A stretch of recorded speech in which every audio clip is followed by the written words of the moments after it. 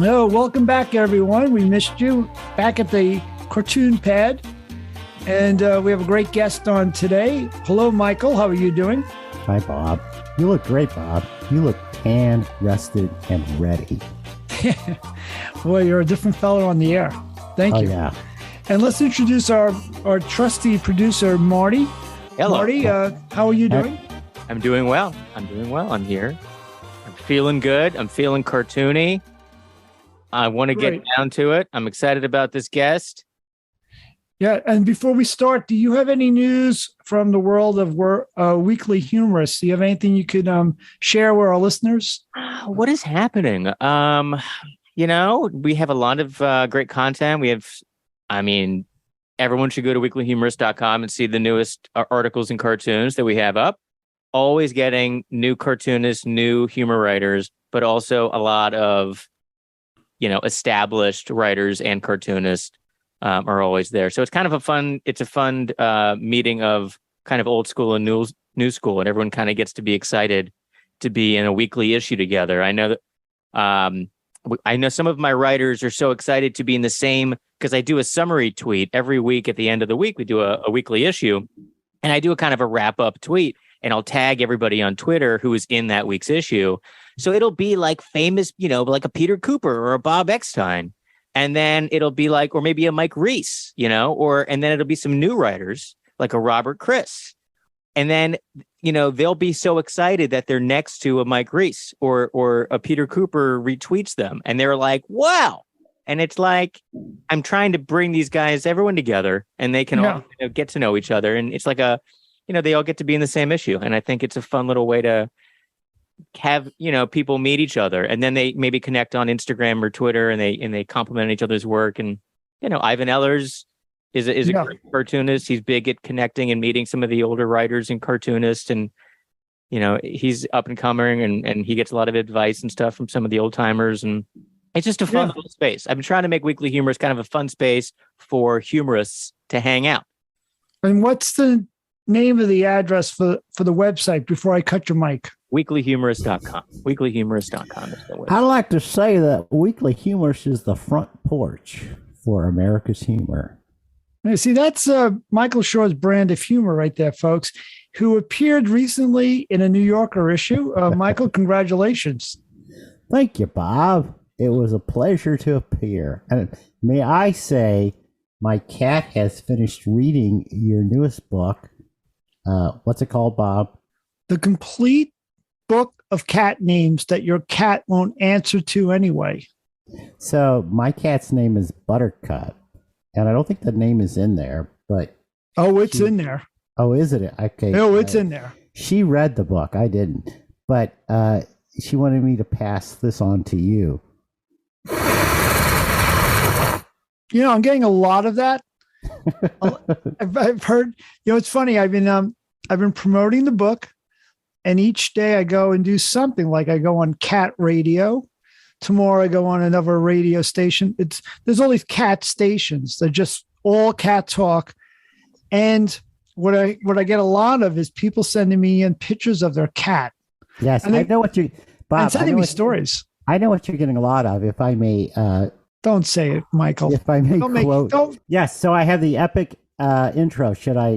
I'm going to blaze through this. And this is going to be a tasty treat because we're going to learn not only how the sausage, but how the kishka is made. I'm quoting from the official guide of Jewish sausages here: a stick-to-your-gut sausage made from cow intestines stuffed with a cheap grain or matzah meal, onions, carrots, beef, or chicken fat. And Bob, speaking of schmaltz, the praise heaped on our next guest in his 2018 graphic biography, The Three Escapes of Hannah Arendt, won the Bernard J. Brommel Award for Biography and Memoir, was a finalist for the National Jewish Book Award. He followed that up in 2021 with When I Grew Up, the Lost Autobiographies. I'm slowing down now. Six Yiddish Teenagers was named an NPR Best Book of the Year, a Washington Post Best Book of the Year, a Top 10 Graphic Novel of 2021, and a Chicago Tribune Best Read. Additionally, this mensch among many talents, is that okay?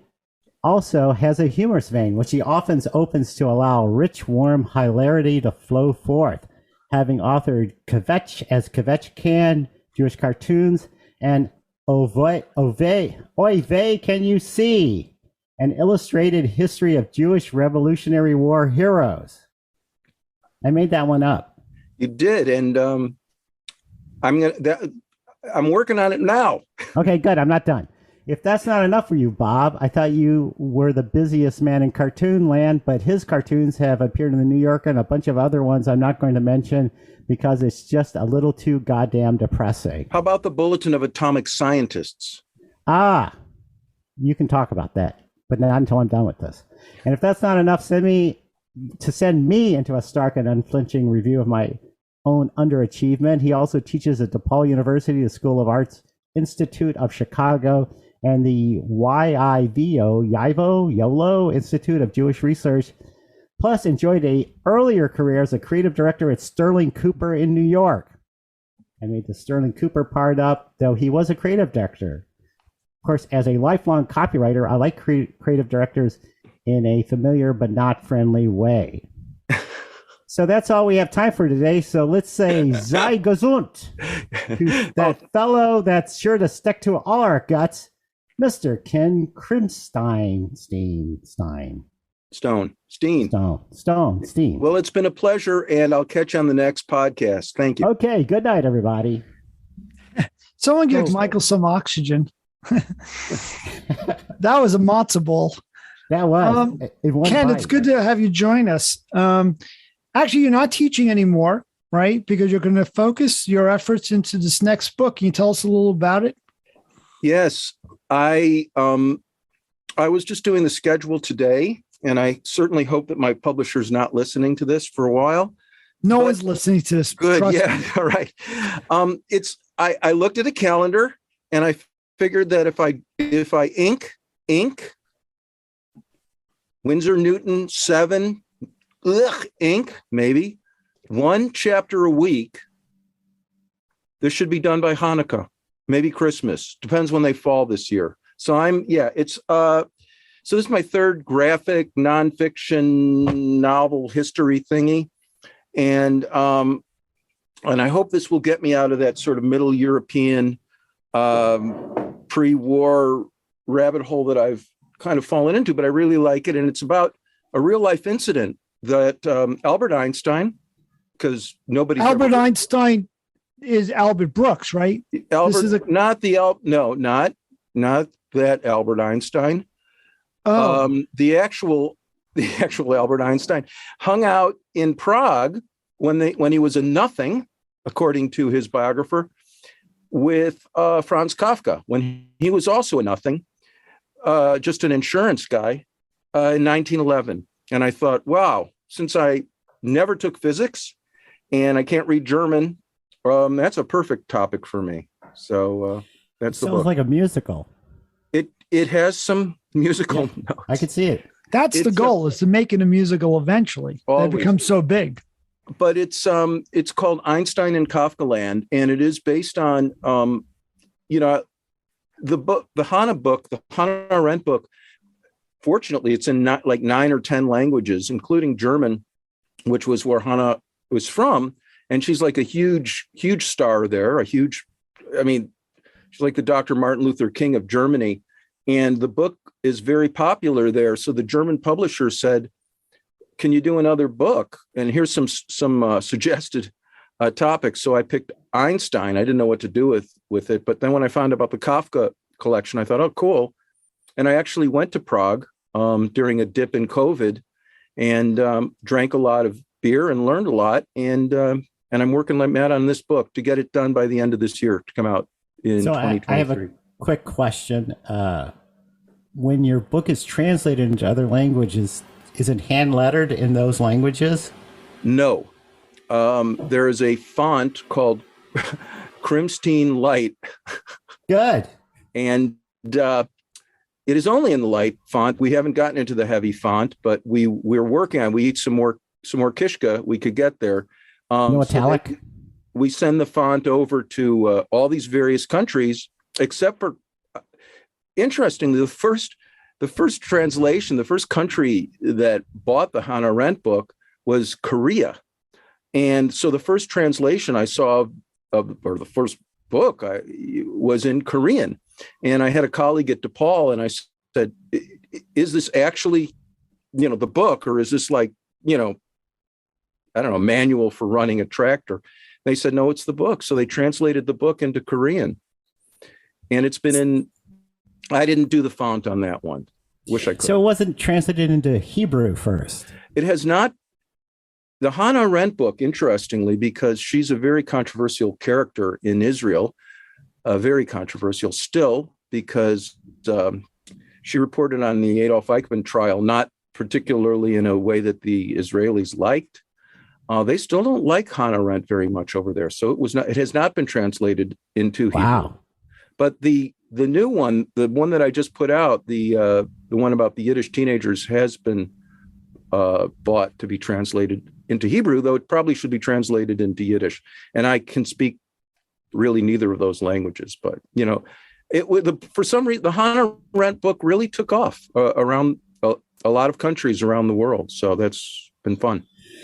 Well, we don't want to get into the intellectual weeds here, but if you could briefly speak to Heidegger's concept of consciousness and what he calls the aesthetic temporality, I'd appreciate it. Well, it has to do with Sein und Zeit. Okay. Which means sign something, and then there's something to do with Zeit, whatever that is. Everyone just tuned out and went to cat radio. Yeah. But I thought we were going to talk about gag cartooning, but we can talk about, I love graphic novels. It's been amazing. I'm learning. I've had to teach myself how to do them. I don't want to get too much into the weeds about, well, I was a history major. So, Sam Gross once said, cartoonists know everything. So that's my basic, some historians may quibble and philosophers, but I'm going to say Sam is the doctor of us all. So I was a history major. And so I can actually practice medicine if I want to. Sure. And you have a graduate degree in journalism from Northwestern. I do. And yeah, go ahead. Nothing. No, I just want to jump in and say that I spoke to Sam. Says hello, and he's doing okay. That's great. Well, Sam was always, and we were, if we're going to talk about gag cartooning, I was going through and pulling some books and some things, and I think the first true sort of subversive genius. There was Adams in the New Yorker that I used to see, but when we used to go over to the Ford Pharmacy in Deerfield to look at National Lampoons to see if there were any revealing photographs of women, which there often were. When I saw some of Sam's cartoons and Charlie Rodriguez, I just couldn't believe it. It was just like, what is going on here? So it was a real, I always was following Sam's career. There's a kind of a rare, I have a book upstairs that I don't know if any, Bob knows because he's been here. I collect books on cartooning, and there was one called, I don't know if you guys are familiar with it. It's called Jumping Up on and Down on the Roof and Throwing Bags of Water on People's Heads or something like that. And it came out in like the early 80s, maybe even the 70s. It was an interview with 4 cartoonists. And of course, Gross was the one I was most interested in. And it was so wonderful to check into it. Now to have gotten to know him, just incredible. So I'm glad he's doing well. Yeah, I've been to your place, as you said, and you are a humor expert. You have an amazing library. You have an amazing knowledge of comedy, which is why this morning I was wondering if you wanted to get involved in that project. There's a book that's looking for a new writer to take over the franchise. And I was wondering if you would want to do it, but you're so busy all the time. Bob, I thought that email. Every man has his price. Yeah, and I thought that email was for me. What are you talking about, Bob? You're not an academic. You're not a scholar. Bob, you're just a producer. You'll get good exposure. Sir. A master's degree from the University of Missouri at Columbia School of Journalism. My brother went there. Mizzou. Please. Cast no aspersions on Michael Shaw. Yes. No, cast no asparagus my way. Listen, Bob, I'll have my people talk to your people, and if it's more than $1.380, maybe we'll do it. Oh, you know Always who I just heard from too? Your Jennifer Lyons. Ah, She asked for a shirt. she asked for a shirt? Yeah. Damn. I mean, What happened to her? What's your shirt About off your time. back? yeah, everyone's been ordering the cat shirts. That's great. Well, fantastic. I recommend this to all cartoonists. There's a place called T Public, and they will take your cartoons and make them into shirts or mugs. But also another guy who does that is Marty. Marty at Weekly Humorist has a whole merchandising section, and they do all this gift stuff. And he's made out of one of my illustrations, a shower curtain, which we sold like a couple. And it was fun. I'll have to check that out. It was fun. It was fun. A very I'm still- specific need. I don't know how many people want a gigantic custom cartoon as a shower curtain. Seems like an intimate moment kind of a thing, but if you want an original Bob cartoon just staring at you while you're sudsing up, that's your business. Yeah. Well, Ken, this morning, everyone was talking about what might happen to the series, this book that's sold hundreds of thousand copies. They need someone to take it over, someone who's visual. And so I was on the phone this morning and stuff and talking to people. And one interesting thing was how everyone looks at each other. Everyone thinks they're not good enough. And there's someone also who's always more qualified. I was talking to a guy I'm working with, Richard Rosen, who worked for Saturday Night Live. And he learned I was going to talk next to Jack Handy. So Richard told me, he goes, you have to tell Jack, I have to pass along this message. Tell him he's a god, because I have been in love with his work and I worship the ground he writes on. And now Jack Handy, for those who don't know, wrote Deeper Thoughts and was once a head writer at Saturday Night Live. And I'm on the phone with Jack after that. And Jack's telling me, he goes, oh, well, nothing. I'm not qualified to do this project, but you're going to be talking to Michael Palin. Please, can I tell Michael Palin how much he meant to me? And he's a god and I worship.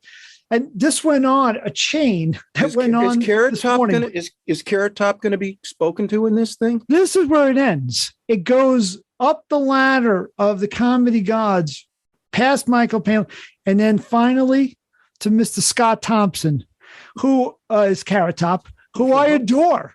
Hold on. Hold that thought. Even though we're not on Zoom. Yeah, well, we'll talk to the audience in the meantime. I went out to Vegas for a minute. Mr. Krimstein has left the building. Bob ran him off. I arranged to meet Carrot Top in Vegas. You dropped one name too many, sir. That's it. Oh, come on. What is that? I can't see that. It's Ken Krimstein, our guest, is holding up a sign. Ken, photo. you're the man. You're the man. No, you're the man. Here you go. How about that? Oh, Weird Al. Okay, you just redeemed yourself. Ken showing a signed photograph of Weird Al. Now, what were the circumstances you met Mr. Scott Thompson? I didn't. My son did. My son and I have some issues that we're working out, and that's how that happened. It's always about Carrot Top too. It's such a polarizing topic. As far as Carrot Top, he was no Gallagher. No. And prop comedy, Dimitri, what was that guy? Dimitri Morin. He's excellent. How about his gag cartoon book?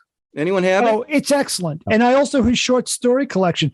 I emailed Dimitri Morin. I've been in touch with him on emails, and I try to get him on this podcast. You should. He should. I would love to, but he's got a little bit of a bitterness. He went and submitted to the New Yorker for the longest time. And Bob actually invited him in, sat him down. Dimitri Morin said, oh, this is going to be it. He assumed that he was going to sell a bunch of cartoons, and then he didn't sell anything. And then he gave up. And then eventually he did sell to Emma a cartoon, and it ran in the Daily Shouts. That would be Bob Mankoff and Emma Allen for those listening at home. Those of you who... Thank you. Yeah. And he was told you should draw better. So I won't get into it, but You can if you wish. Can we go back to Heidegger now? Yes, I actually have.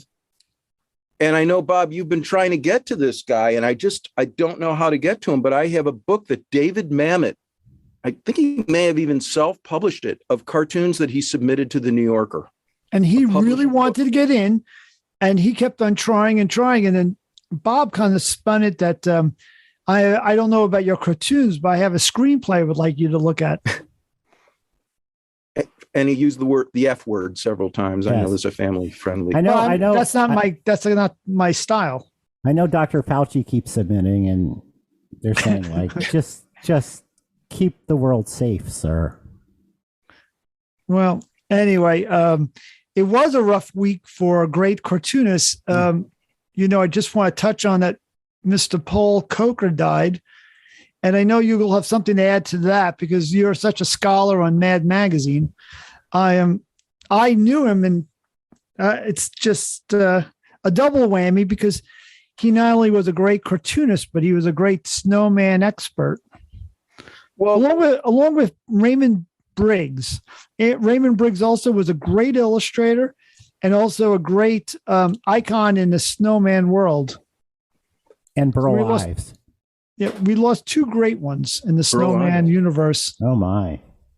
Well, and Coker, I didn't even realize how much, because Mad Magazine was so important to me when I was a kid, and his drawings and those, the cliches, whatever he did, those things were so just beautifully drawn, like so many of the artists in Mad, their style was just perfect, Aragonis or Jaffe. But the one that I want to mention that my heart's breaking is this guy Sampe, who a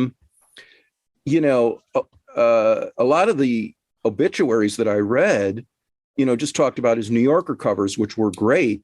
But if you go back to his gag work, he had first of all, he could draw beautifully, and they really helped deliver the gags. I mean, here's one that I pulled, and it's, this goes to show where drawing can really make a gag work in a little size. I don't know if you can see this, but it's a enormous Catholic church in France with the light shining on it. And there's a tiny little bicycle in front of it and a tiny little woman yelling in. And she says, "I found my bike." And it's just, it's just. I'm amused even from here. Yeah. And well, I mean, here's another one. And he just, typically what they call the silent ones are great, but here's another one. The guy could draw, and sometimes a drawing, I mean, this is, I don't know if you can see it, but it's like, it's a French Parisian restaurant, and this nasty couple is setting up for New Year's Eve. And this tiny little couple in the end, man and a wife with little mustache masks, are standing at the door. And the guy's yelling, "No, we already told you, not for another 45 minutes. And it's just so sweet and true. I miss his work. He did a lot of wonderful stuff with kids. I would say Sampe. Is it Sampe? Sampe. Sampe. Yeah, he had a great ability to do just visual humor. It's very Aragonis-like. It is. And, it's funny. I was going through looking at cartoons that I love, because you mentioned we might talk about them. And, I feel so, happy to be with you, Michael and Bob, because you're both like really great gag cartoonists or single panel cartoonists. And I think that's such a hard, doing that and having done advertising and doing graphic novels, gag cartooning is it's the hardest. No, the hardest thing is podcasting. Well, this is the hardest. This is a show we've described as insufferable, but we do come away learning more about ourselves. We do it for love. Yeah. But, so it's you brought up. Wait, sorry, Bob. So Ken, you're a creative director, correct? Yeah, I was. Were you on the art side or the copy side? It's a good question. So my dad was actually a madman, and he came up on the art side, and I could have gone either way. Although I said to him, "Dad, because after I went to Northwestern, I wanted to get a job, and so that was a thing. And I was going to put it. He said he was an art director. He said, become a copywriter. They get to go home earlier. So you're a copywriter then. Yeah, I came up as a copywriter.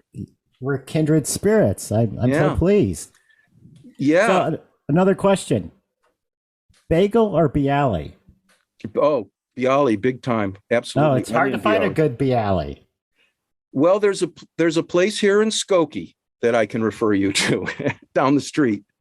New York Bagel and Bialy. Excellent. Got to get the onion garlic bialy.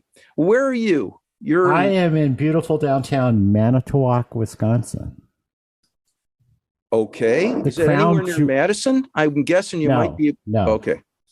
I'm halfway. Well, I'm between Sheboygan, the jewel of the South Central Wisconsin. Yes, and Green Bay. Oh, okay. So you're a Cubs fan? Don't rub it in. I'm a Cardinal fan, so as I always say, I don't mind the Cubs. But I've always preferred baseball. Yeah, okay. Yeah. We help you guys out a lot. Well, we don't need your help, but thanks for the offer. Bob, did you have something further to say about Paul Coker? Because tell me more. Because the guy I loved his drawing style, and it's been like incredible. Yeah, his drawing style was very spontaneous, and I knew Paul, so I'll share one quick story, and that is how I met him. When I was trying to reach him initially, I knew I wanted him help with my snowman book. I went on eBay and I bought a self-portrait he did while he was in college. He did a self-portrait that was up on eBay that was dated 1957. And I bought it for $35. And without him knowing about it, I just mailed it to him. And that's how we became friends. And that's how I kind of broke into his circle and then got to know him. And then I worked for Mad Magazine. And that was the icebreaker. And he sent me drawings of Frosty the Snowman that were amazing, that matched the type of work he would do for his classic pieces in Mad, that had that stop and go, thick and thin line, and those like sort of like dots and stuff that would end his punctuations of lines. So I really was excited about his work. Yeah, how did he do that? It looked like he sort of like the line would kind of go sideways and stop. It was like a Geiger counter or something. No, Michael, he used a quill pen, and this is a great segue to ask Ken what he uses.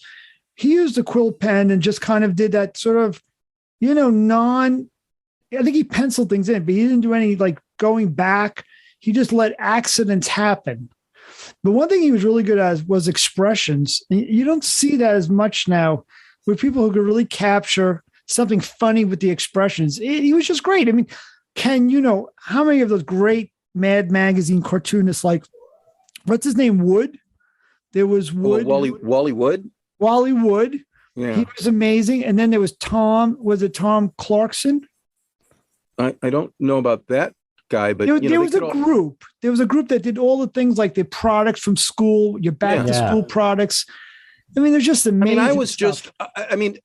It's as a professional, cartoonist, it's very, very rare to laugh to LOL when you see something, unless it's, of course, by Bob Eckstein, in which case, you just spit take, constantly. But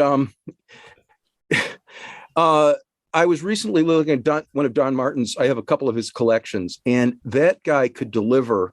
And this was another thing I want with Sampe and some of these things, and this is a lost art, is the sequential gag, the one that was more than one thing. Yes. Right. And Martin, oh my God, his stuff, it is incredible, and the style matched the humor, and you never think anything as juvenile. Well, maybe it is. Maybe it's Three Stooges level.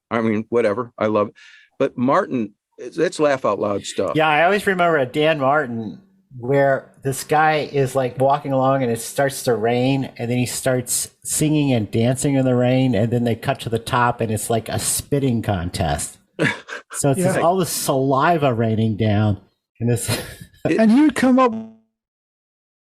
with words for sound. Captions were made up words Right. And I always thought that in some way the photo funnies of National Lampoon were inspired by Don Martin. Like there was a certain rhythm and cadence in Martin's work that I saw repeated elsewhere. Well, the photo funnies were inspired by something. I never quite got past them. That was always as earlier referenced. Those were that's what got us into Ford Pharmacy. Yes, you went in for the photo funnies, and you came out with the. This is probably politically incorrect. Trigger warning.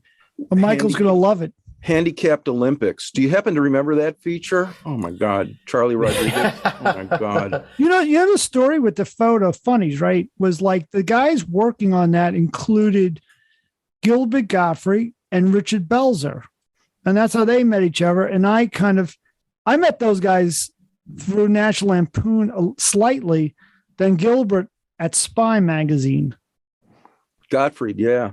And they were friends. I actually have a Sam Gross Gilbert Gottfried story. I hope I'm not telling stories out of school, but you assure me that no one listens to this. So yes, of course. Okay. I don't even. The National Lampoon. We're not using your name either, so don't. No. So they had a book launch for their book at the New York Public Library, and I went there, and Gottfried was there, and Sam was there, of course. And I kind of knew Gottfried because I knew a guy from advertising who used him for Aflac, and so I said, and we were talking about that, and Sam was there. So I said, Sam, loves comedy. And when he saw that Gottfried was there, I said, would you like me to try and introduce you guys? Because I kind of know him. And he was very interested in that. So I introduced Sam to Gilbert Gottfried, and they talked for a while. And then fast forward about 3 or 4 weeks later, and there was that tsunami when Gilbert had like an unfortunately timed joke. And he was no longer doing Aflac. I remember when that happened. I said, you just passed on the sweetest gig on earth. Yeah. Aflac. So I saw Sam at some function later. Maybe it was one of those lunches, which we could talk about. Anyways, Sam was looking kind of guilty. And I said, Sam, what's wrong? What's wrong? He said, I don't know. When I met Gilbert Gottfried, and he was serious, I love Sam. He was serious. When I met Gilbert Gottfried at the New York Public Library, I said, what happened? He said, well, I said to Gilbert, you can get away with anything as long as it's funny. And now look what happened. He was blaming himself for that. Yes. I don't think that's true anymore. You can get away with anything as long as it's funny. No. Yeah, forget it. Yeah, forget about it. So what's the corollary? A wise one. Yeah, I have a couple of Gilbert stories. I'll say one quick. Remember that cartoonist Evan Forsch? Of course, yeah. We used to get together with him. Remember? Yeah. And I remember I was explained like I hadn't seen Gilbert in a while. I usually run into him in different ways. And he goes, oh, if you want to see Gilbert, just come to my building, to the laundry room. Gilbert's sister lived in his building on the Lower East Side, and Gilbert had a laundry fetish. He loved doing laundry. He used to hang out in the laundry room all the time. And sure enough, that's where you could find him. He's always there. He'll be missed. There's a loss, right? And oh, God. That podcast, by the way, his podcast was great. It's not as good as this one. No. But we could laugh more. But that was a great one, and people could go back and see it. It's still on, and they've been doing encores, and he was really great, and so was the other people on that show. He had a partner. The partner is very funny. Yeah, guy. My partner, my writing partner years ago was Len Belzer, and he was Richard's brother, and the two of them, were pretty big in comedy. Wasn't that Catch a Rising Star or one of those clubs on the Upper East Side back in the day? Right, Richard was a host. He was MC. Yeah. Len was the host of the Comedy Hour for NPR, and he introduced me to all these comedians. That's how I knew Larry Miller and all these other people. And when he got together, the brothers got together with Gilbert. Gilbert would make Len laugh. And Len would be holding his sides in pain and tell Gilbert, stop it already, just enough. And Gilbert was just loving it and just kept on going. And Len would get up from the table, walk out of the restaurant out on the street, and Gilbert would follow him and still be making jokes. And Len would be doubled over, unable to stop laughing. And with no audience, Gilbert just loved making people laugh like this. Len would try to get in the cab, and then Gilbert would jump in the cab with him just to torture him and be able to just go on with the bit forever. But when he soiled himself, it wasn't funny anymore. You know what I'm saying? So I want to get back to Ken's New Yorker cartoons. I want to say for your, I've made this note, for your graphic novels that were described as poignant and haunting, your New Yorker cartoons possess a humor that even Bob would get. Gosh. Did you feel like you needed to dial it? You dialed in a different direction for the New Yorker. I don't dial it any way, but I think, I'm constantly trying to learn. I think, I had to teach myself how to do graphic novels. And, my training was when I went to Boy Scout camp, the only good thing that happened, and I won't talk about the bad things. No, there was a lot of good things. But one was, I think it was John Gottlieb smuggled 2 issues of Zap comics from the day on the bus. And that was my introduction to graphic novels. So I had to teach myself how to do that in Mad Magazine and Classics Illustrated. The New Yorker, I always loved, from Charles Addams and this and that. And, I think I submitted because my office at Ogilvy, where I worked in New York, was around the corner from the old New Yorker building. And I'd go there every frickin', I don't know if it was Tuesday or Wednesday in those days, and slide an envelope through the bulletproof glass and get the rejection slip. And so it just took a long time. And I just tried to look at cartoons and make them funny. And, so thank you for saying nice things about my cartoons. I think I tried. No, I think you were slumming for the New Yorker. Honestly. No. Oh yeah. All right. Yeah. Yeah. The New Yorker. It's a piece of. Did they steer you in this direction? No, look. My goal was always, once I got into the Bulletin of Atomic Scientists, Cat Fancy was always hanging out there, and the New Yorker. Come on. Ugh. I know. There's always Saturday Evening Post. Yeah, I had to make the feet bigger. I was working on that. But no, the New Yorker, thank you for saying that. It's still, I was, again, but there were some venues back in the day, and I was looking through my file. I don't know if any of you guys remember this guy. This was a great, I've saved this gag. All right, let's see it. 1984, National Lampoon. Is it a Futsy Nutzel? Tim Haggerty. And it's Pfister's Pretzels, and the guy's like putting himself into a pretzel. Wait! That's a great cartoon. I need to see that again. I need to see that again. Can you see it? It looks very much like a Jack Ziegler. Yeah, I thought it was a Ziegler. It's very Ziegler-esque. I remember meeting Tim Haggerty, and I think I always, I was just pulling cartoons that I love, and like here's one that I heard from one of your podcasts, Bob. You said you had like one cartoon on the wall, and I think it was a Maslin. This one is the one that I have on the wall, and I think this guy, Leo Cullum. Look at this. Look at it. Oh, Leo Cullum, the best. Yeah, and Leo Cullum is not with us now. He was also an airline pilot who used to work on his flights, working on cartoons. Yeah. He would draw while he was flying. It was amazing. Yeah, one hand, lefty. Automated pilot. But Cullum had probably, historically, the first really funny cartoon after 9/11. Do you remember? Right. Oh, yes. I thought I'd never laugh again until I saw your sweatshirt. Your sport coat. That jacket or something. That sport coat. Yeah. How they could do it. But, I was thinking about this, and I was looking at the old file and stuff. And you mentioned Ziegler. And Ziegler, when I was a kid, and my parents got the New Yorker because my dad was an advertising guy, so they got a free subscription. And I looked at the cartoons and Pauline Kael. But I was looking through this book that I have here of Jack Ziegler cartoons that I love. Sure. And I think this particular cartoon, oh God, I'm trying to show it to you. Well, you have to describe. Let's describe it. I'll describe it. It's a very frustrated looking man leaving a contraption in the basement, and his bottom of his pants are all wet, and and the basement is all flooded, and underneath it says inspiration, and he's thinking, instead I shall become a plumber of men's souls. Yeah.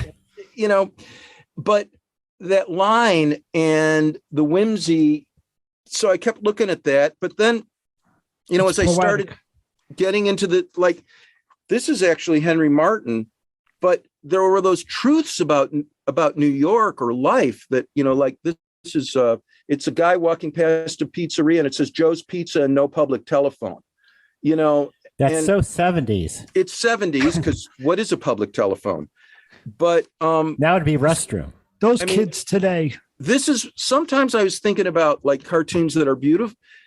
I'm just curious as to what makes one work. And that's, Michael, you're so good, and Bob, you're so good. And, this would be a conversation that I'd love to. Your insight is amazing. You guys are great practitioners. Michael and Bob, you've made but you look at somebody, and I know Pat Burns loves this guy's drawing, Bob Weber. Yes. Yeah. Well, I love Bob too. He's amazing. So did you meet him? No, I never met him. I don't think, unless he came to lunch very rarely, but luckily I met him once. Very nice guy. I hope I met him. Maybe I was in the bathroom at the time. Anyway, did you? I love this cartoon. It's a picture of a kind of a very patrician man, very old. Looks like it's very classic 60s, New Yorker. Classic, with his arm on the sleeve of his son, who's also in a suit, who looks like he just graduated from college. Beautiful drawing, but this is one where the caption, he says, "Son, you're all grown up now. You owe me $214,000." That's great. Wow. Ken, you know what? To me, what makes that drawing is the same reason why we like. Paul Coker is got that spontaneous line. It feels like it's effortless. He's not fighting with the material at all.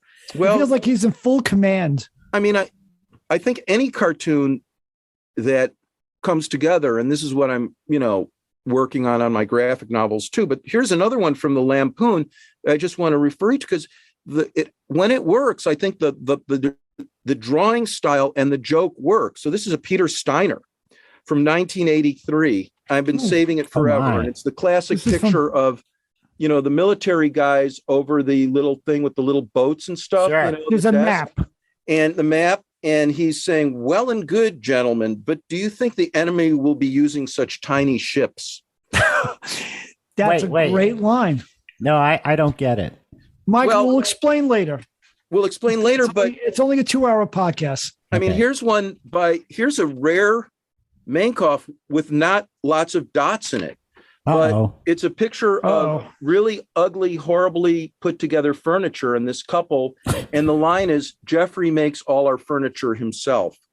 So I think when you hit a truth and the writing, so we used to work on it when we'd workshop these things. No, Michael, I think you're a good writer. How do you're a copywriter. Do you workshop your stuff at all? How do you, besides your brother, I just think that last cartoon proves that anyone can have a bad day. Yeah. With Mr. Mankoff. Ken, you and me worked together, right? Yeah. But then there was a time that me and Michael worked together. And when we did, Michael didn't take any advice, but to his credit, when he sent me his batches, often his captions were right on and really didn't need workshopping. He has a gift of writing very graceful, concise punchlines. Well, I will have say, a twist. I will say that Bob is quite insightful and correct, but that's a very Thurber-esque point of view, because Thurber lived for the gag line. He didn't give a rat's ass about the drawing. At the end, he supposedly was going so blind with glaucoma or whatever it was, yes. that the drawings that he did were enormous, and he used a big piece of chalk. He used like an immense Zeiss icon kind of lens that you would use for like, I don't know, looking at Mars to draw a 6 foot tall dog. But he was also one of the greatest writers in American history. So he was more of a writer than a cartoonist. I want to share another one, as long as I was pulling these out. No, continue, please. You go, man. And this one is an Ed Koren, and this was on the wall when I was a junior copywriter in New York at Ogilvy. This was on my creative director's wall. And you may recall, and the line is perfect. It's a very harassed man sitting at a desk with a lot of books, and like another guy is talking to him. And the line is kind of classic. You've got an irate client on 3, an impatient supplier on 1, an anxious child on 5, and an angry wife on 2. Again, it goes back, but no, it's great. Perfectly timed. I went all the way up to Peabody, Massachusetts to see his show last month. He has an exhibit up there. Oh, yeah? He has a whole exhibit about global warming, and his cartoons are blown up to 8 foot big, scaled up to like the floor to the ceiling. And it was just wonderful. And I went there and I sat and watched a little film interviewing him in his studio. And this is in the northeastern corner of Massachusetts, north of Boston. And I'm so glad I went. It's like such a special moment. Oh, yeah. I'd love to see I'm a huge fan of his, and he's a great guy. Bob, a question. Does Koren draw large or small? He draws really large. I've seen his batches. I sense that in his drawings. Yeah, and the batches that he turned in, him and Jason Patterson, another guy who is sort of inside baseball, and I'm going to guess that Ken's a fan of as well. Because I think Patterson, of course. Yeah, Sam's a big fan. Yeah, sure. Yeah. For cartoonists, we liked him. Both of those guys would do work on oak tag that was like 3 feet by 2 feet large, and there was often magic marker. And the Jasons were large drawings that were a couple of feet large. They're actually going to do an issue of the New Yorker with life-size Koren cartoons, and it's going to be like 14 feet. Each page will be 14 feet high. A fold-in? It's going to be a special edition. A fold-out. A fold-out.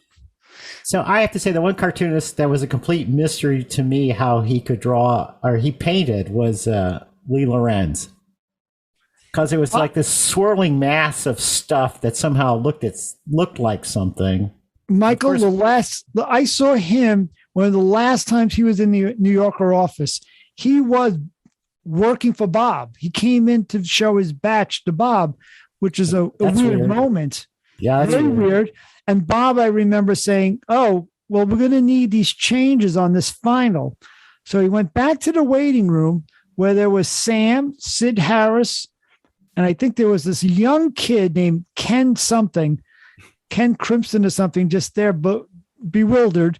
And Lee took out a brush and an inkwell, and he actually took a little water and he was just brushing it in. And he actually changed this mountain that was behind this dinosaur. He did it right there. And then he whipped out this whiteout and he whited out a whole bunch of stuff that he had to take away. He used whiteout. I love it. And then he turned in the final right there.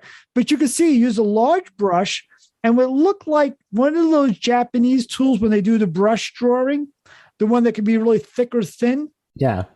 I think he was using something like that. You think those are the kind of artists that the scanner just loves their work. Somehow it looks like a mess, but when you scan it. Yeah. Yeah. So that's Ken. Actually, Ken could be that way. Ken, I've talked to you about how your work borderline's always on beautiful to messy. And you could sometimes get a scan of your work and it just pulls together.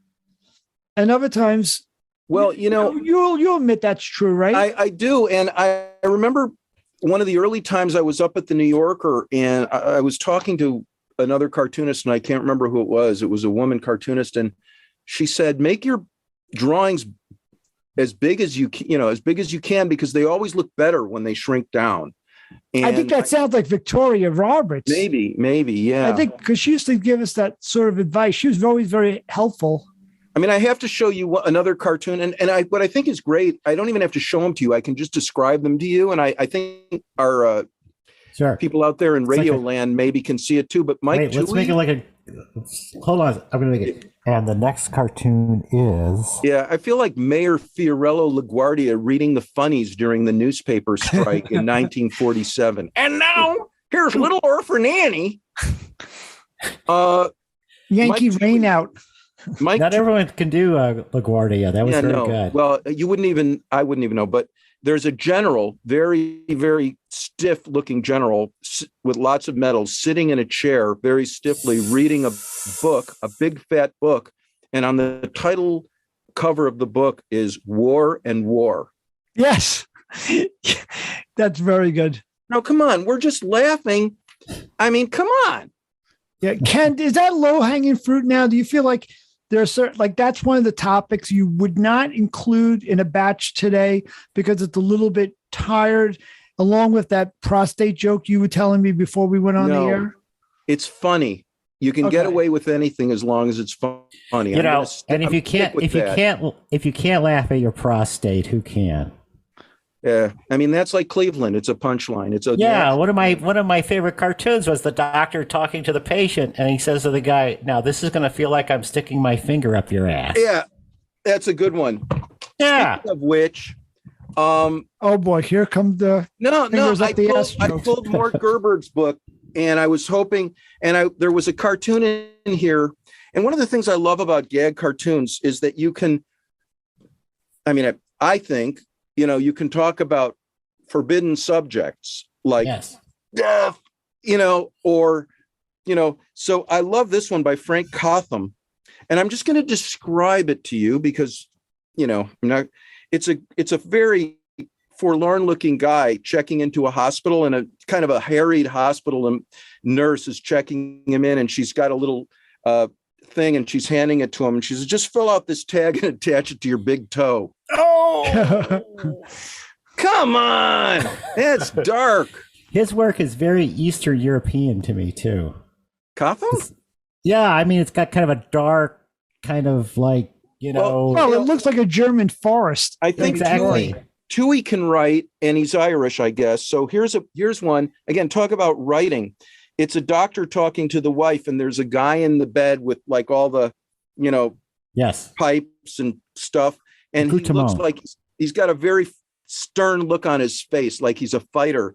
And the doctor says, "Oh, he's one tough cookie. I've never seen anyone bounce back from an autopsy before." No, that's money. That line. Is that a New Yorker? That's it's in the Catskills. Anyhow, it feels very burst. Yeah. I mean but then you go back, and I was looking at some of these Sam ones, and I don't know. I mean, like, why do we have to make everything so nice? Like, I mean, here's one of a woman, cleaning up after the guillotine, and she's sweeping up heads, Come on. That's funny. Sorry. Oh, I have here. How about this? This is the Lincoln Tunnel, which, as everybody knows, is all porcelain tile or whatever. And there's a roll of toilet paper, and the guy's looking. Yeah, that's a great. Now I have the same book, Ken, that you have there. And that's, I think, More Gross or How Gross? How Gross, yeah. How Gross. Have you heard from Mort? Have you seen Mort around? You went to Comic-Con. I was on a National Cartoonists chat, and he was on it. Okay, great. And I think he's going to be at the Rubens in Kansas City, which I don't think I'm going to go to. I'm too busy, but we'll see. But anyways, you just came back from San Diego Comic-Con, so that was good. I was in Comic-Con. It was really great, although not a lot of gag cartooning there, unfortunately. I know. A lot of people in costume. A lot of people in costume. Now, are you going to go to any Comic-Cons between now and Christmas? I'm going to the Rhode Island. No, I mean, I got to work. I mean, I've got a couple of events for the book, and, but I mean, I don't know. I mean, Michael, I know this is you're supposed to be, but I mean, or I know kind of how Bob got into, but how did you, I'm just curious. You always ask these origin stories. Like, how did you get into gag cartooning? I've been asked not to discuss that. Okay, it's part Actually, of it's really funny because, or amusing. I won a contest along with Diffie. I heard Mr. that. Yeah. Diffie, yeah. And I had been submitting for 2 years on and off before that, and I thought, since I won that contest, that I'm in like Flint. And then it took another year after that. Mm-hmm. And what got me over the finish line is I opened up the New Yorker one day and saw my cartoon that had been appropriated from the slush pile and repurposed. Wow. So I sent a letter off to Bob. I tell this story now. I don't add names. I said, Bob, imagine I sent you this cartoon 2 months ago, and I saw this cartoon this week. So that must tell me one thing. I'm getting closer. Who? Oh, okay. Yes. Yeah. No. And yeah, it was an Eckstein. The bastard. Was I that wasn't even born then. Was that the one with the wrecking balls? Yeah, the wrecking balls. Those wrecking balls have haunted me. Anyway, and then about a month later, I got my first cartoon in. There you go. And when was that, Michael? The first issue of the new millennium. Chicken soup for the criminally insane. Right. There you go. And the rest, they say, is misery. Ken, today I have a post on Cartoon Stock picking my favorite cartoons of all time. To go to their blog, Cartoon Stock. What is your favorite cartoon? Do you have a favorite that is your masterpiece, your Mona Lisa? There's a Sid Hoff cartoon, and it's a bunch of men in a department store, and one's really fat and one's skinny, and they're down to their underwear and their braces, and they're just like hangers on the floor, and it's all empty. I have the gag line. Yes, it's something like our best day ever, gentlemen. Most successful sale ever, gentlemen, yes. Or something like that.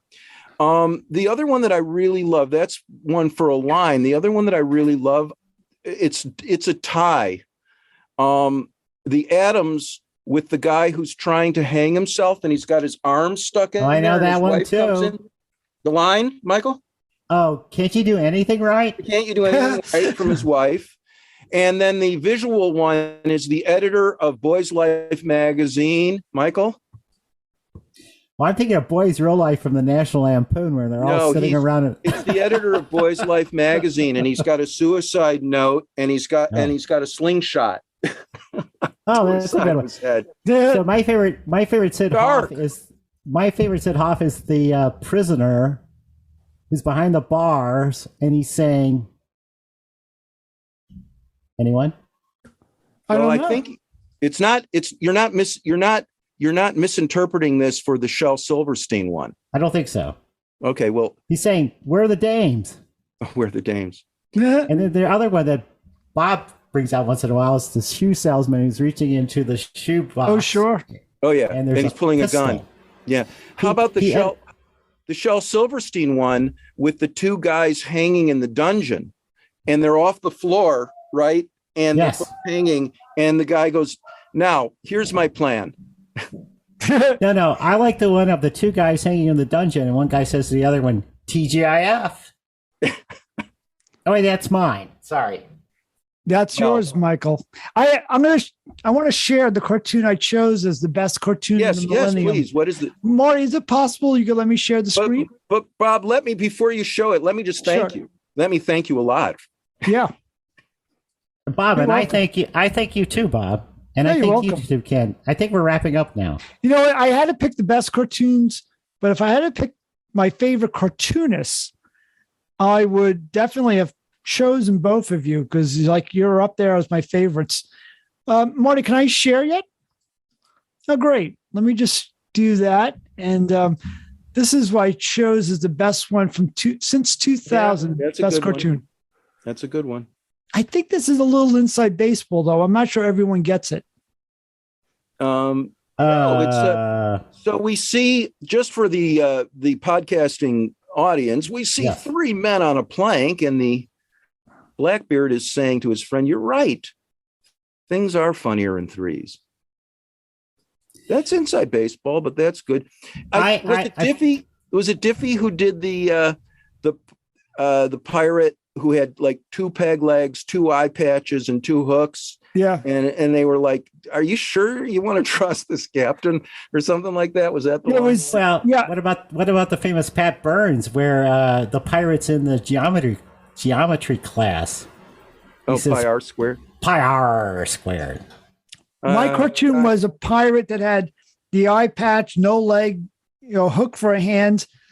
And then one of his crew says, "At least we still have our sense of humor." So I just want to, if we are wrapping up, which I get the sense we are, because whatever, I got to mention Saul Steinberg, because Steinberg became an art genius, but at one time he was just an insanely great gag cartoonist.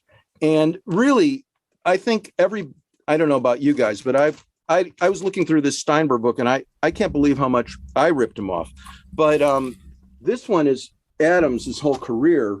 It's the kid in his room, and he, instead of a model train set, he's got a model subway set. Oh, that's so great. That we're seeing now subway stations and no trains. He's in his New York apartment, and they're just subway entrances, and he's looking down into one. See, I don't know like him as subway set. What? I don't know him as a gag cartoonist at all. I have all these books, and I love his work. But his gag cartoon career was not in the New Yorker; it was elsewhere. I think so, because I mean, the guy was such a genius that he just did that for like a hobby, coming up with the greatest gags ever, and then he moved on to those puns, those wonderful visual puns that he did. Visual puns. Yeah, there was one of I can't remember the gag line because it's in French, but it was like, "Help me" in French, and the guy is drowning. And he goes, "The guy's either drowning or an awful snob." Did that? Something like that. Jesus. I had a bad case of Steinbergitis as a youth. How about you, Bob? I loved him throughout college. He was a great influence. But again, I didn't know he did like any gag cartoons. One day you'll have to show me some of that stuff. I mean, one of them is like, I mean, the ideas were so good. I can remember it like an antique store is being robbed. Yes. And the robber has like an old pistol, and he's like dressed like, from the 1800s or something. Did he do the one where the sign painter is writing "think" and he didn't leave room for the K? Right. Yeah, that's a pretty famous one. Well, Ken, the one sort of like, I know Sam had the famous one of the kid in the crib, and he's like a Greek kid, and they're Greek, pillars around the crib, long gone. I think that's been canceled. Anyway, cribs have been canceled. How iconic. Very clever, Michael. Or ionic. Sorry. Doric.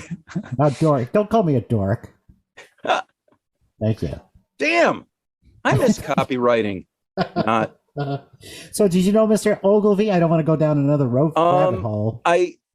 He was a little long in the tooth when I got there, but he was extremely eccentric. Yes. And I knew a guy who was like a protege of his. So he introduced me to David Ogilvy when David was walking through the office. And he popped his head in, and he looked at me and he said, "You're awfully young." And I said something like, "I can't help it." Yes, I was born that way. My favorite Ogilvy headline: "Darling, I'm head over heels in Dove." Oh, well. And it was a woman in a bathtub on the telephone, and the note was like Ogilvy saying, "I didn't know using the phone in the bathtub could be fatal." Yeah.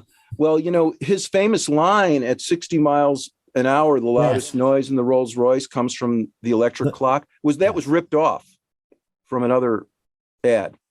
But I was a fan. 2 East 48th Street.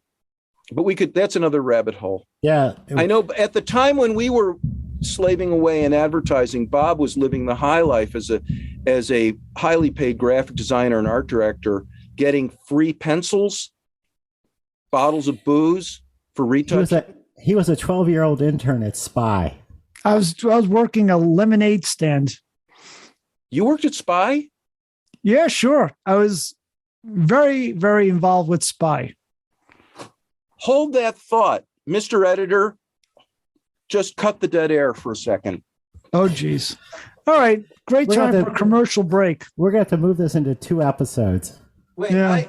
No one listens to it anyway, but on my Ken wall. has left the building again. Good time to thank our sponsor, the Weekly Humorist. As I was cleaning out the office. Marty. Here, look at this, Bob. Can you see that? What is it you're showing us? I've got a thing on my Zoom saying later, sign in. I don't know what that means. No, you're fine. You're on. Can you see it? All right. It says, were you rejected? Thanks for sending your cartoons. Dear Mr. Krimstein, May 5th, 1989. From who was the cartoon editor in 1989 at Spy? Paul Sims. Oh, starts with it. Geez. Paul Sims. He just told you. Oh, that wasn't me. That's not who I worked with. I worked with good cartoons in there. This was something saying, I really liked your cartoons. Send me more. And I never did. I was the last cartoon published in Spy. They had some good cartoons in there. I was in there hundreds of times. Now, I was a major contributor to that magazine. I believe, as I mentioned in the article in the cartoon stock today, I think I'm the only cartoonist that was in Mad, Spy, New Yorker, and Playboy. And you killed but in Playboy, you were in a photo spread, so that doesn't count. Yeah. Before we depart, I was going again. I got my. You guys familiar with Army Man? Sure. They had some great cartoonists in there. It was Roz was in that. Roz was in there. Yeah. And so, yeah. Sure. That's the rumor is that they only printed up like 500 copies, and then it was 1,000. That was it. It was 1,000 copies Xeroxed. This was like a zine. Yeah. I think the guy who was in charge of it, and maybe I don't know, maybe Marty, he was the guy from The Onion, right? He was no Simpsons. Simpsons, okay. Yeah, Gene Mayer, and it was it got in the hands of Seinfeld, and then it kind of went viral in the same way that there was a Christmas card made by the two friends who do South Park. They did that crazy South Park Christmas card, got sent around, Letterman saw it, and other people saw it. Next thing you know, they got a TV deal. Wow. Its headline was America's only Army Man, America's only magazine. I never heard of it.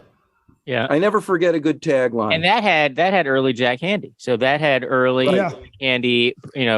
Pre Deep Thoughts. Similar content was in Army Man. Yeah, and it was when was that? When did it come out? 80s? 80s. Mid-80s? Late 1980s.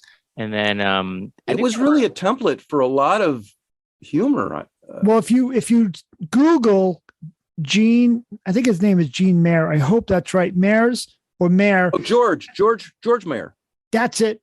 And then Google him. There's a great story, a long story in the New Yorker from way back. And it explains how that was a springboard for his career. And he did it when he was depressed. He was like in some room in Denver.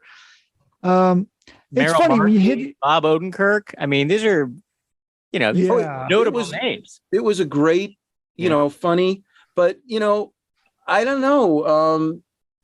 Gag cartoons, people love them. If they're, I don't know. That's why I think. I mean, I know you guys do other stuff on this podcast, but I think that's such a. Again, it's the hardest. It's the hardest thing, and we remember them. Ken, getting back to your books. Yeah, just kidding. No, nothing off the books. I love, but doing a graphic story and narrative. I love doing narrative. I wrote humor for the. I wrote for the New York Observer. I wrote for McSweeney's. I mean, I like to write too, but and I like doing the gag cartoons, which I think is primarily writing, but also drawing. And the old, the advertising and design and all that sort of stuff. But the stories, the picture stories, I don't know. I mean, I read comic books a lot when I was a kid. And actually, the one thing I got at Comic-Con that was very, very cool was Chip Kidd. They just did, and I was never a big Marvel fan. I never really knew that world that much, but I always read them. But they found Fantastic Four #1 and a mint issue of it, not in plastic or anything. I got one. Hold on. You got one there. And they did a frame by frame. I mean, picture by picture by picture of it. And wow, and this was, I got to believe this was intuitive. I mean, I don't know. These guys were just making it up as they went along. So sure. I'm a big believer in that. Were you thinking about at any point of turning your protagonist, Albert Einstein, into a superhero, giving him superpowers beyond he being a smarty pants, but, giving him something else? That's a great idea. I mean, I've just as inspiration, I've been rereading Charles Burns, Black Hole, Yeah. But I'd like to see Einstein kick some ass, just crack some skulls. I will say one Bob, thing. I think you calling Einstein a smarty pants is enough. Smarty pants. Pants. I actually killed a line because I thought it was too cute where the young Einstein is saying, "You don't have to be an Einstein to know." And I thought, little meta. Little meta. You just removed the best line of the book. Okay, who was that? Gregory? No. Look, who did the cartoon with Einstein? To you, it was fast. Yeah, that was. I want to say it's Robert Layton in bed. Smoking a cigarette in bed. Yeah, I don't think it's Gregory. It could be either Gregory or Layton. Layton, maybe. If our producer was listening in, he would be researching this as we're talking. Oh my! I'm looking it up. That's all right. We're getting the answer within 10, 20 days. Game. All right. So I think we're done. Do I get AP credit for this? You're done. All right. Okay. Drop and give me 50. Okay, let's hear where can we find your work and what's up next for you? Give us all right, little... so it's kenkrimstein.com, KENKRIMSTEIN.com. Hashtag something or other, Instagram. Oh, good God. I don't know, whatever. I love your TikToks. TikTok, I'm doing a lot of dancing. I don't know. I tried to do a TikTok and my daughter, who's a Gen Zer, said, "No, Dad, no. I'm sticking to TikToks. Can people find you? Can people find you at the U.S. Open? I'm going to be on one of the outer courts, the one in Flushing, Flatbush. I don't know. Hey, speaking of advertising, I think it was Frank DiGiacomo used to work with Jerry Della Femina. Oh yes, I met him at Mizzou. Jerry Della Femina? Yes, he was funny as hell. So Jerry had a great line, "Flatbush ain't Flushing," which I thought was good. And also for the pasta maker makes pasta fasta, which I thought was good. But my dad told me he went to like the Kansas City Art Directors Club in the 60s. He happened to be in that town. And Jerry Della Femina was speaking there. And Jerry Della Femina, for those who don't know, I mean, he wrote this book from those wonderful folks that brought you Pearl Harbor. Yes. He's about 6'6", bald, mayor of the Hamptons. Thinks he's still going strong and very creative. And my dad relayed the story how Jerry Della Femina went to like the Art Directors Club of Kansas City in the 60s, and all the art directors there and all the copywriters and all the creatives were like, "Oh my God, here's Jerry Della Femina, this legend from Madison Avenue, coming to speak to us in Kansas City. I wonder what sort of words of wisdom this guy will come." And Jerry Della Femina gets up in front of the place and he says, he taps into the mic and he says, "I'm going to tell you guys something. You all suck." And they loved it. They loved it. A very David moment. Okay, Bob, wrap it up. Yeah. Come on, I got things to do. Yeah, Ken, thanks for coming on. I want to give a little update where I'm going to be. I'm going to be doing the Emma Bombeck Convention and also be at the Milford Readers and Writers Festival. I'll be doing both of those for those coming out. Marty, do you have any announcements on your end? Michael, do you have any announcements? No, but we're going to have to talk about that. We're going to talk about you and Irma. Okay, 'Cause great. I've heard stuff. Well, it's going to be fun. And I'm sorry I'm not going to see you out there, Ken. We're going to be close, but not quite. Good luck with your book. We're all excited about that. And we're all excited to have you on. So thank you so much. Yes, this was fun, Ken. Thank you. Thank you, guys. I really appreciate it. All right, go get some rest, and I'll say goodnight. Everyone, cartoon lovers and cartoonists out there, thanks for joining us on another episode of the Cartoon Bed. Until next time. What's our saying again, Michael? It's so let it be drawn, so let it be said. Yes. Yeah, I think so. Although I think that, next time let's come up with a new one. So if you have a new ending, please write us at, what's the best place to contact us? snowmanexpert@gmail.com for your questions, suggestions, or pleas to get us off the air. Yes. Thanks for your line this time. Till next time, so long. Oh, see, you did that so nicely. Thank you, Michael. All right. Good night, Good night, everybody. folks.